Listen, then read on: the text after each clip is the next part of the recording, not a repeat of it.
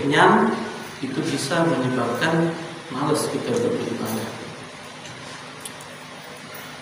Bahkan suatu ketika di zaman Sayyidina Umar bin Khattab, Sayyidina Umar bin Khattab Amirul Mukminin radhiyallahu anhu ini pernah menegur seseorang yang perutnya ini besar. Ditegur, apa perutnya besar? Jangan lihat kiri kanan ya. Jadi lihat diri sendiri aja. Jadi jangan suudzon, jangan berprasangka buruk dulu. Banyak ulama-ulama yang perutnya itu besar, itu bukan besar karena banyak makannya, karena saking nikmatnya ibadah kepada Allah ini memikirkan hal-hal lain. Jadi hidupnya itu tenang. Sebenarnya orang hidupnya tenang itu gemuk. Sebaliknya mungkin banyak yang kurus-kurus tapi banyak makan. Jadi masing-masing menilai diri sendiri aja lah. Masing-masing dirinya lah kebiasaan yang bukan berarti supaya ini menjadi kecil atau keluaran bisa jadi keluaran itu memang mungkin karena baca Bismillah ini masuk mahal. Jadi itu pada zaman Sayyidina Umar pernah menegur seseorang yang perutnya ini besar, ditegur.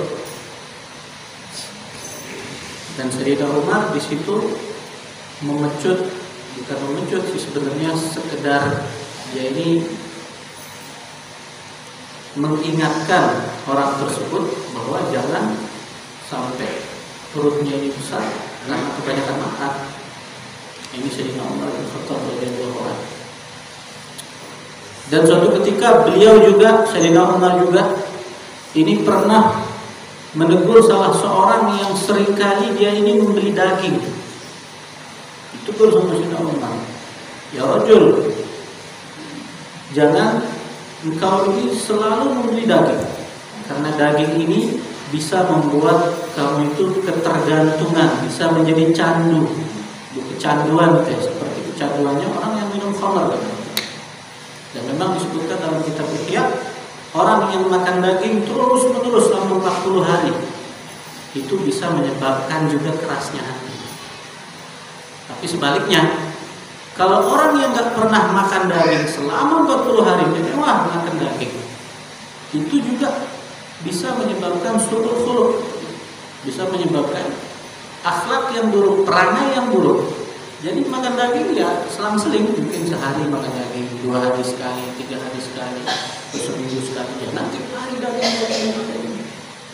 Bahkan kata Imam Hasan Basri, jangan kita itu makan dengan 2 macam lauk, karena itu kebiasaannya orang munafik. Ini jeraknya juga. Kadang-kadang lengkap lah di dalamnya, ada dagingnya, ada telurnya, ada tambahan yang bahkan 4 sehat 5 sempurna. Kebiasaan orang-orang dulu makannya sedikit, lauknya 1 macam aja, 1 biji aja.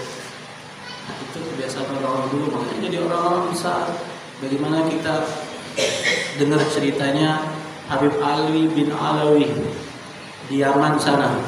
Beliau ini ketika sholat dalam bacaan assalamu di dalam tasyahud itu, assalamualaikum ayyuhan nabi wa rahmatullahi wa barakatuh. Beliau selalu diulang terus sampai beliau mendengarkan jawaban langsung daripada Nabi Muhammad SAW. Jadi assalamualaikum ayyuhan nabi itu khitabnya atau kita tujuannya memberi salam ketika sholat itu kepada Rasulullah. Dan beliau Habib Ali bin Alwi ini selalu ketika membaca assalamualaikum ayyuhan nabi dalam sholat diulang-ulang sampai terdengar jawaban dari Rasulullah SAW, langsung jawab dari Rasulullah. Dan bukan hanya beliau, mereka yang hadir yang ikut sholat bersama beliau juga mendengarkan jawaban langsung daripada Rasulullah. Memang dikatakan semua sholawat kita, semua salam kita yang kita sampaikan kepada Nabi semuanya itu dijawab. Dan bahkan dijawab dengan jawaban yang menyertakan nama kita. Karena kita tak baca sholat, assalamualaikum ya Rasulullah, dijawab ya Rasulullah. Waalaikumsalam ya, misalnya Abdul Karim, dijawab seperti itu. Jadi setiap masing-masing kita baca sholawat, Kita baca salam kepada Nabi, semuanya itu dijawab oleh Rasulullah. Hanya saja kita ini tidak mendengar jawaban daripada Rasulullah. Jadi kita hadirkan, kalau kita baca salawat, kita hadirkan seakan-akan kita itu mendengarkan jawaban langsung daripada Rasulullah. Dan ini beliau sendiri yang menyampaikan. Rasulullah sendiri yang menyampaikan, "Ma min muslim yusallim alayya." Tidak ada seorang muslim yang menyampaikan salam kepadaku, kata Rasulullah. Illa raddallahu alayya ruhi hatta arudda alaihi salam. Kecuali Allah kembalikan ruhku dan aku jawab salamnya orang yang menyampaikan salam. Ini Nabi yang ngomong, ini Rasulullah yang ngomong. Kira-kira kalau Rasulullah ngomong mungkin bohong?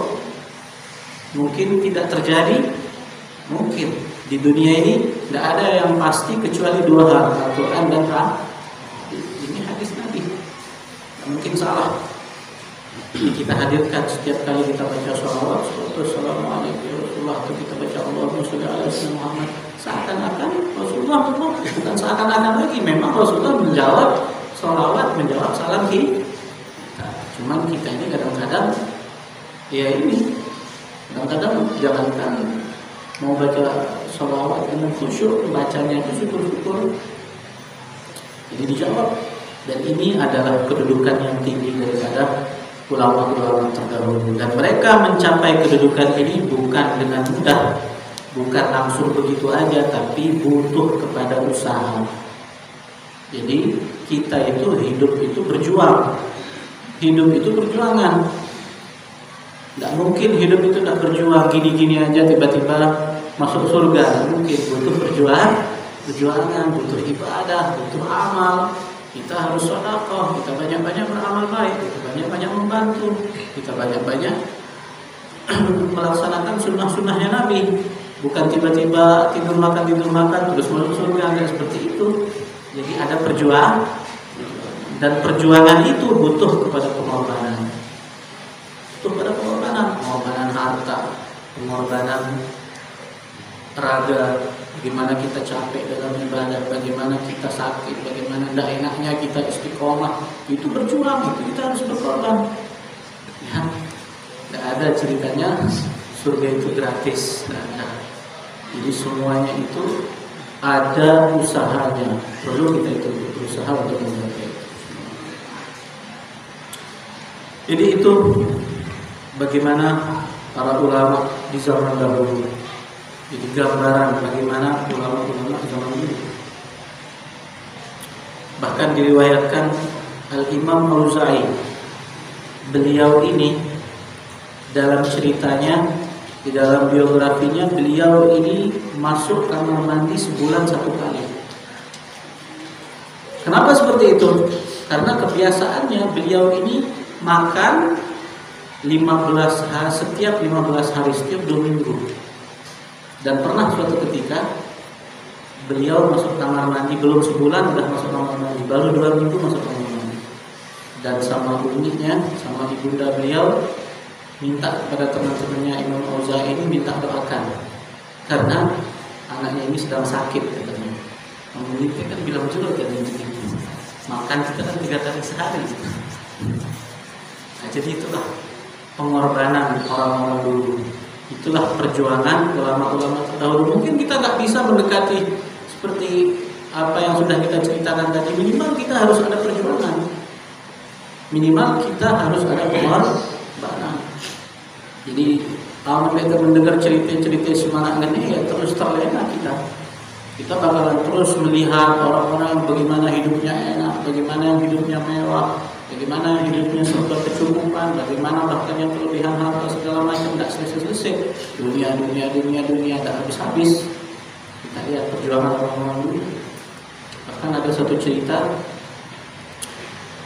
di suatu tempat ada seorang raja yang dia ini wafat, meninggal.